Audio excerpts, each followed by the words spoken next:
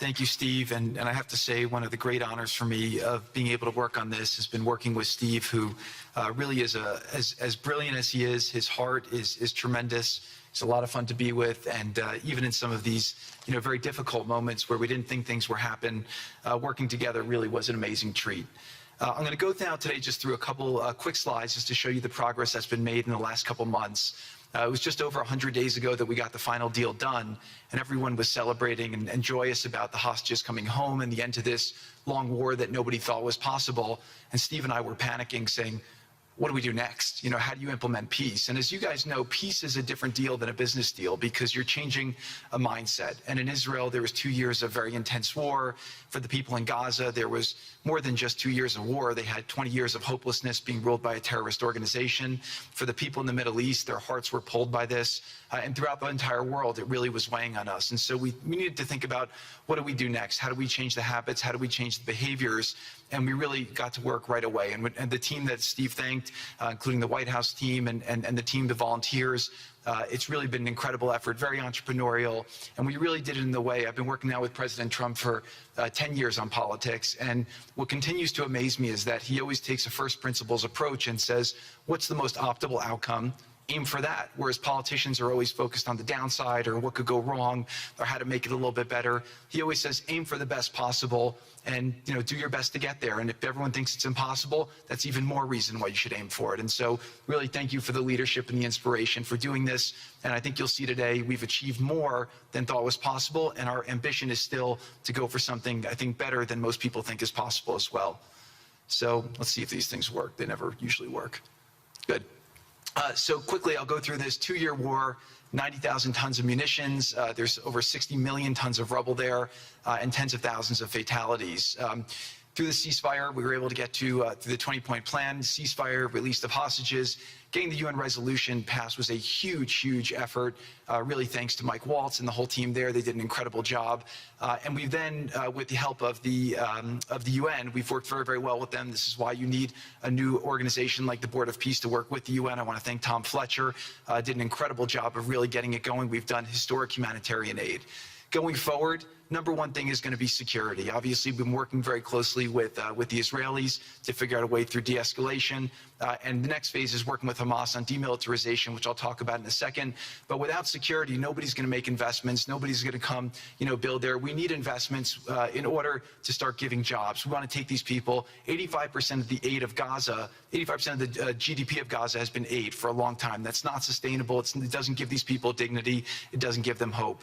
And so we want to use free market economy principles. A lot of what President Trump spoke about that he's doing in America, we want to bring the same mindset, the same approach to a place like Gaza to give these people the ability to thrive and have a good life. Let's see. So on the aid, I mentioned the UN. So now people are talking about famine. 100% of the food needs are met, and that's been overabundance. The cost of goods have gone down tremendously. Over 55,000 trucks have gone in, and over 1.4 million pallets. And it's been the largest humanitarian effort done into a war zone that anyone's been able to tell us about. This really has been a great joint effort that everyone's been able to do, and so it's a great thing. We all just heard from Ali. We have been so impressed. Steve and I were speaking to him and the entire committee. Such bravery of these people to step up.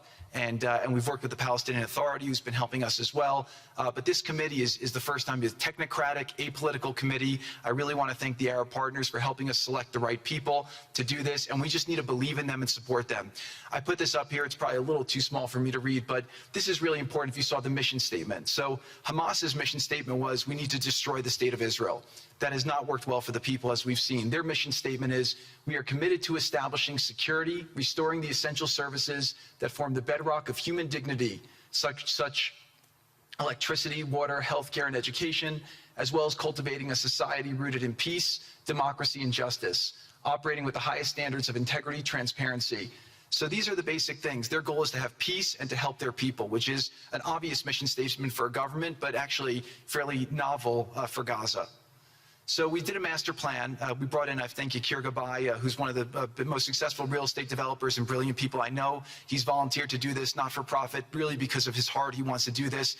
And we've developed ways to redevelop Gaza. Gaza, as President Trump's been saying, has amazing potential, and this is for the people of Gaza. We've developed it into zones.